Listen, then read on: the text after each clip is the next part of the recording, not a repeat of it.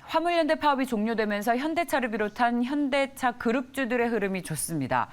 요즘 시장이 어려운 만큼 이런 대형주들의 반등은 반가운데요. 자, 그동안 생산 차질이 있었지만 악재가 해소됐다는 국면에서 앞으로의 방향성을 점검해 보도록 하겠습니다. 인베스트 자문의 인성익 고문 나오셨습니다. 어서 오십시오. 네, 안녕하세요. 이번 파업으로 생산 차질이 한 몇천 대 된다고 하는데 어느 정도의 생산 차질이 있었습니까? 한 5천 대 정도 된다고 얘기를 하고 있어요. 근데 이 회사가 작년에 전체적으로 이제 실적을 생산한 걸 보면은 가동률이 한 30%, 그러니까 이번 파업이 이제 8일 정도 됐는데 한 30% 정도 이제 6월 달에 생산 차질이 생겨가지고 한 5천 대 정도라고 하는데 기존의 판매량 대수 계산해 보면은 뭐 그렇게 크진 않은 걸로 좀 얘기가 나오고 있고 6월 지금 아직 시기가 좀 남아 있잖아요. 그래서 네. 잔업으로 충분히 커버할 수 있을 것 같다 지금 얘기를 하는데 그래요? 국내 생산 대수가 양사 합쳐서 한 27만 대 정도 6월 달, 그러니까 기존 이제 5월 달 생산 대수가 한 27만 대 정도 돼요. 그리고 예. 6월 달에 한 5천 대 정도 로스가 났다는 얘기이기 때문에 향후에 지금 최근에 자동차 업계 특근 같은 것도 상당히 없어졌잖아요. 부품 부족 상태로. 그래서 특근을 해서 풀까지는 아니더라도 가동을 시킨다면은 충분히 그 정도는 커버할 수 있다. 그래서 하루에 그러니까 일평균 한 500억 정도 가동률 한 30% 줄어들면서 일평균 한 500억 정도 손실을 봤다 그러는데 이거는 이제 쉽게 말하면은 이제 시위를 하면은 경찰 추산이 있고 이제 시위대 추산이 있듯이 회사 입장에서는 좀 많이 좀 부풀려서 얘기를 한 게 아닌가 생각이 돼가지고 그 정도는 충분히 커버가 되지 않나 해서 생각보다 타격은 크지 않다 이렇게 보는 게 맞다 생각이 듭니다. 특근과 잔업, 누군가는 일을 더 해서 생산 차질에 대한 어떤 메이크업을 해야겠지만 자, 일단 매출에는 그럼 영향이 없다. 생산 차질 5천 대는 충분히 커버 가능하다라는 의견이시고 앞서 반도체 부족 얘기를 해주셨는데 그 파업 영향과 별개로요. 그동안 반도체가 부족해서 차를 못 만들었는데 반도체 부족 사태가 2분기부터 해소되고 있다라는 증권사의 호평이 나온 어떤 분석 보고서가 있었습니다. 이걸 보니까 그동안 딜러들한테 워낙 인센티브를 많이 줬잖아요. 차를 많이 사려다 보니까. 근데 그 인센티브도 확 줄이면서 인건 비용도 줄였다고 합니다. 그래서 실적 개선이 이익의 개선이 이루어진다라는 호평이 나오고 있는 증권사들의 분석 보고서를 봤는데 반도체 부족 사태가 해결되는 것도 역시 앞으로 생산 대수가 더 늘어나는 데 기여를 할 수 있겠습니까? 당연히 있죠. 지금 이제 자동차에 국한된다면 지금 세 가지 악재인 것 같아요. 한 가지가 기존의 반도체 부족 사태로 해서 팔려고 하는데 살 사람은 엄청 많은데 돈도 많이 풀렸기 때문에 가격도 많이 올라가고 근데 실제로 공급이 못해서 수익을 못 차린 거였고 그다음에 두 번째는 지금 인플레이션에 의해서 경제 위기가 오다 보니까 그런 쪽에서 계속적으로 좀 어떤 압박 안에 더 팔아야 되는데 어떤 그런 거에 좀 덜 팔릴 수 있는 압박 그다음에 최근에 그러니까 우크라이나 러시아 전쟁 관련해서도 좀 있었지만 마지막으로 이제 물류 차지 우리나라 이제 물류 때문에 문제가 된 거였거든요. 근데 실제적으로 우리나라에서 판매라는 글로벌 2분기 어닝 이제 앞두고서 나온 데이터인데 현대가 한 97만 대 정도 글로벌 판매량이 기아가 한 2만 대 정도인데 전년 동기 대비해서는 상당히 많이 올라갔고요. 거의 한 6.7% 현대가 한 6.9% 정도로 기아가 5.8% 증가를 했어요. 왜냐하면 기존의 기저효과라고 할까요? 왜냐하면 판매하고 싶어도 부품들은 판매를 못한 것 때문에 그게 지속되다가 실제적으로 5월 판매량을 보니까 이제 물류대란 일어나기 직전이죠. 판매를 보니까 상당히 올라갔단 말이에요. 그래서 올라간 거에 대한 효과가 계속적으로 이제 실적에 반영될 것으로 예상이 되고 있고 그다음에 인센티브 아까 좀 말씀드렸는데 인센티브가 상당히 줄어들었대요. 이 인센티브가 현대차하고 기아차하고 조금 다르긴 한데 한 550불에서 한 650 100달러 정도, 그러니까 한 대 판매할 때 인센티브가 그 정도 된다고 얘기를 하네요. 이게 작년 같으면 거의 한 1,100에서 1,200달러 정도 됐다 그러거든요. 근데 그게 거의 반 수준으로 좀 내려가 있는 거예요. 그래서 딜러들은 속상하겠어요. 예, 속상하죠. 왜냐하면 뭐 워낙 살 사람들이 많으니까 전에 같으면 좀 싸게 또 해주고 뭐 여러 가지 뭐 끼워주고 하면서 뭐 미국도 그러는지 모르겠지만은 뭐 그러면서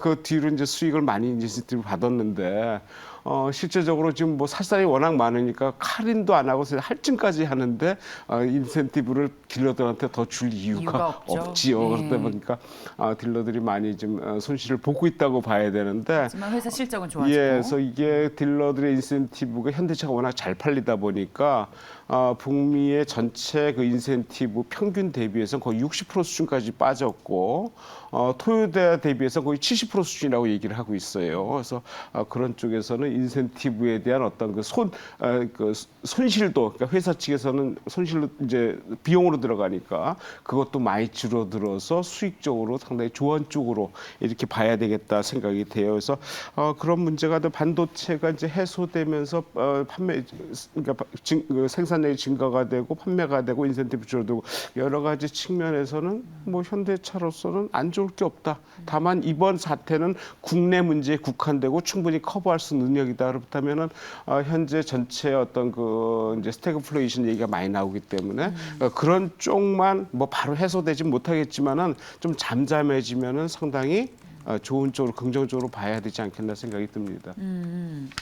자, 그러면 이제 금리 이슈와 연관시켜서 또 현대차 그룹주들의 주가를 분석해 보겠습니다.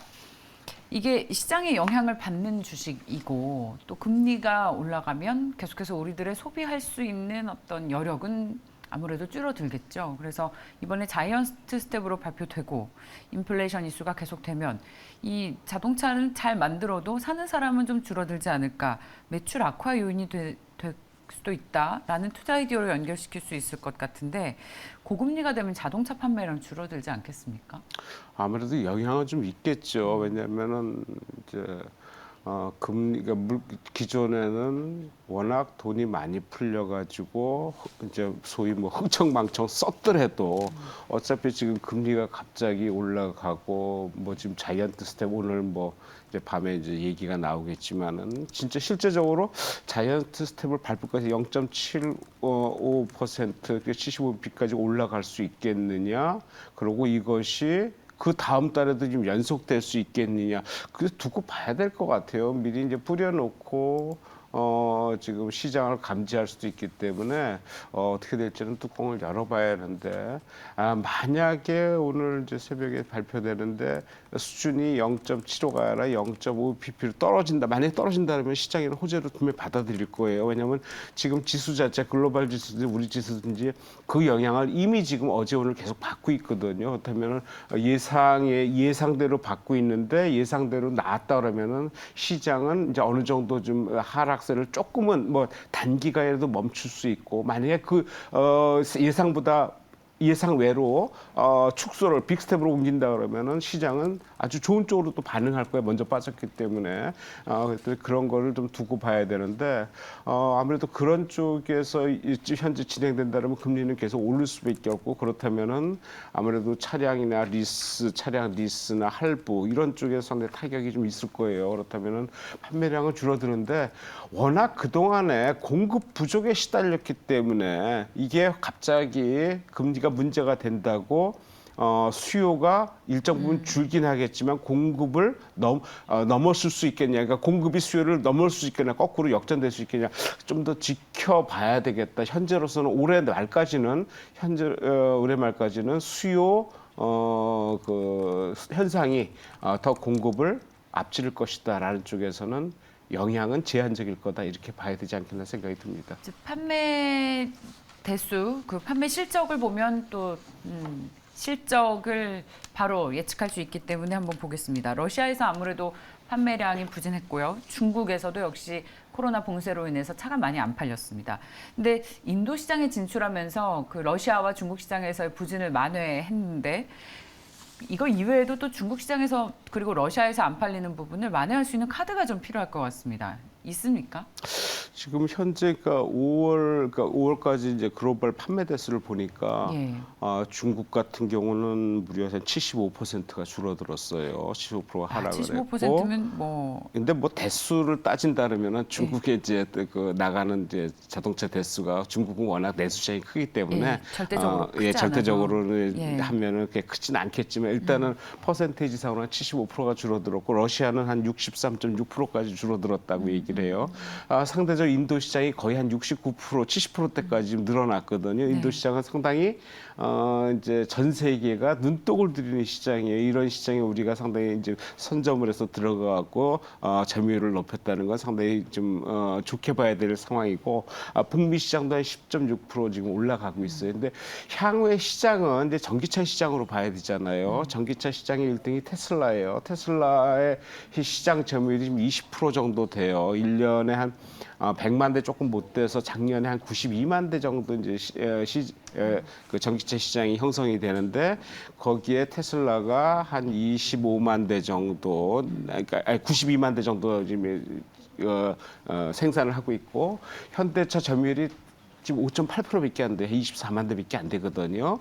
그리고 거의 뭐 중국 시장이에요. 중국인데 중국이 지금 문제가 생겼잖아요. 그래서 예. 그 어떤 그 상태를 공백 상태를 지금 우리가 파고 들어가야 되는데 이게 제대로 먹힐지는 좀 더 두고 봐야겠다. 그 판매량이 나오는 대로 한번 봐야 되겠다 생각이 드는데 아무래도 테슬라는 워낙 작년부터 좋았기 때문에 성장률은 조금 떨어질 거예요. 그리고 중국은 워낙 성장률이 높았는데 불구하고 중국 내부 사태 때문에 코로나 사태 때문에 아무래도 줄어들고 그렇다면 우리는 상당히 나아지지 않겠냐 이런 쪽에서도 긍정적으로 볼 필요 있다 생각이 들어요. 그래서 아무래도 전기차 시장의 확대, 우리 공급 확대, 점유율 여러 가지 상황들이 지금보다 나쁘지 않다. 러시아, 중국 문제가 껴있지만 인도가 커버해주면서 그리고 미국이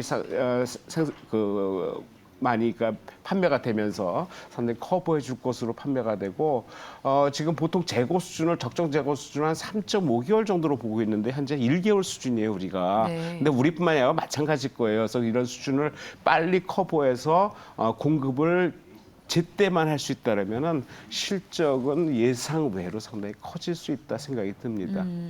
북미 시장은 어때요? 전기차가 또 의외로 잘 팔리고 있어서 점유율이 2자릿수나 기록을 했는데 기아, 테슬라에 이어서 우리 현대차 어떻겠습니까? 예, 괜찮아요. 그러니까 전기 시장 말씀드렸듯이 테슬라가 20% 조금 넘은 점유율을 갖고 있고 우리가 5.8% 정도 점유율을 갖고 있는데 중국의 BYD나 상해 자동차 이쪽이 거의 점유율이 합해가지고 거의 한 25% 정도 될 거예요. 아마 상당히 높아요. 그래서 그러고 이제 유럽 쪽은 이제 폭스바겐 쪽이 강세고요. 그래서 이런 쪽을 살펴본다면은 좀 말씀드렸듯이 중국의 점유율 축소가 우리 점유율 확대로 이어진다면은 상당히 확률적으로도 상당히 우리가 좋은 쪽으로 가능성도 있고 그런 쪽으로 계속 집중적으로 가야 된다 생각이 들고 아무래도 지금 미국 같은 경우 우리 지금 그 자동차 공장 그다음에 전기 배터리 공장 계속적으로 만들고 있잖아요. 북미 시장은 우리가 상당히 노려보고 아무래도 그걸 통해서 또 해외로 나가는 것도 있기 때문에 관세나 여러 가지 상황에서 유리하기 때문에 계속 진출하는 거고 공장을 새로 신설하고 증설하고 계속 나가는 거거든요. 그렇다면 북미 시장의 어떤 그 점유율 확대는 현대차나 큰대차 이제 전체적으로 상당히 부품주까지 합해서 상당히 좋은 쪽으로 보고 싶다 생각이 듭니다. 네, 저 이야기를 나누는 동안 지금 막 속보가 전해졌는데요. 중국에서 소매 판매 지표가 나왔습니다. 6.7% 감소해서 석 달째 마이너스를 기록하고 있습니다. 시장 예상치인 마이너스 7.1%는 물론 전월의 마이너스 11%를 웃도는 수치입니다만 소매 판매는 석 달째 감소하고 있다는 소식이 전해지고 있습니다. 오늘 중국 증시는 0.4%의 강보합을 기록하고 있는데 이 소식이 나온 이후에도 뭐 상승폭은 제한적입니다. 자, 그러면 이제 마지막 질문을 좀 해보도록 하겠습니다. 저희 고모님께서 보시기에 현대차 그룹의 주가에 이런 오늘은 좀 호재 위주로 봤고 앞으로 걱정해야 될 거리까지 다 이제 종합해서 살펴봤을 때 그룹주 투자를 어떻게 하면 좋을지에 대한 조언을 좀 마지막으로 해주십시오. 지금 자동차 섹터를 본다면은 지금은 부품주를 볼 시기는 아닌 것 같아요. 네. 큰 걸 봐야 돼요. 네. 왜냐하면 지금 시장이 좋아서 부품주까지 영향을 미쳐가 간다면은 전체 업계 섹터가 상당히 강세로 보이지만 지금은 죽느냐 사느냐 문제거든요. 그렇다면은 아무래도 대장주부터 봐야 되고, 그렇다면 뭐 현대차 그룹에도 기아차도 있고 만도도 있고 위니스도 있고 많지만은 일단 현대차의 움직임부터 봐야 되는 게 맞아요. 그래서 현대차를 집중적으로 봐야 되는데 오늘 같은 경우 어제 그제 이제 시장 자체가 폭락하면서 같이 어울려졌고, 근데 오늘도 좀 올라갔다 다시 좀 밀리고 있는데 현대차가 이제 파업에 대한 그 해결 영향으로 이제 강세를 보이는데 상당히 지금 지지를 하는 모양새예요. 근데 거래량이 조금 못 미치는 건 좀 아쉽다 생각이 드는데 아무래도 장 후반에 가서 전체적으로 시장이 좀 좋아진다 그러면은 아무래도 이쪽에 거래량 늘어날 수 있다 생각이 드는데 아무래도 그 신용 공포나 여러 가지 뭐 얘기 중에서도 현대차 같은 경우는 실적이 일단 뒷받침되고 실적이 올해 1분기 영업이익이 1조 9천억이 나왔어요. 작년 영업이익이 6조 6천억이었거든요. 올해 예상되는 영업이익은 거의 한 8조를 넘어서요. 그리고 2분기에도 한 2조 이상 나올 것으로 예상이 되는데 뭐 파급력이 크지 않을 것으로 보이고요. 그렇다면은 여러 가지 상황이 실적은 상당히 개선되는 게 아니라 좋아지는 추세에 있다. 하지만 전체적인 인플레이션 영향, 스태그플레이션 영향 때문에 글로벌 시장의 문제 때문에 못 오르고 있다. 그렇다면은 이것이 한순간에 어느 순간에 분명히 풀릴 거예요. 풀리는데 지금 우리가 뭐 여기서 바닥에서 얼마큼 더 떨어지냐 얘기하는데 이제는 바닥은 이미 우리들은 지금 계속 보고 있잖아요. 이제는 네. 올라갈 쪽으로 이제 보셔야 돼요. 더 빠지는 한이 있더라도 우리는 올라가는 그러니까 상승 바닥을 치고 상승하는 쪽에 어떻게 우리가 종목을 갖고 대비를 하려 이런 생각을 하셔야 되거든요. 그렇다면은 그 중에 대표적인 종목일 수도 있다라는 쪽에서 최근 애널리스트 보고서는 한 23만 원, 24만 원까지 지금 목표가가 나오고 있는데 일단 전고점이 한 19만 원 정도 될 거예요. 그래서 제 개인적으로는 18만 원, 19만 원에서 매물대가 엄청납니다. 이게 빠지면서 어제 그제 빠지면서 대량 거래 터진 거거든요. 이 물량대를 걷어내야 되는데 너무 짧은 시기에 물량이 집중됐기 때문에 네. 충분히 이 물량대를 넘었을 것으로 보고 목표가는 일단 기본적으로 20만 원은 넘는 쪽으로 보시는 게 맞지 않나 생각이 듭니다. 네. 자, 오늘 현대차 그룹주들을 살펴봤습니다. 인베스트 자문의 인성익 고문이었습니다. 고맙습니다. 네, 고맙습니다.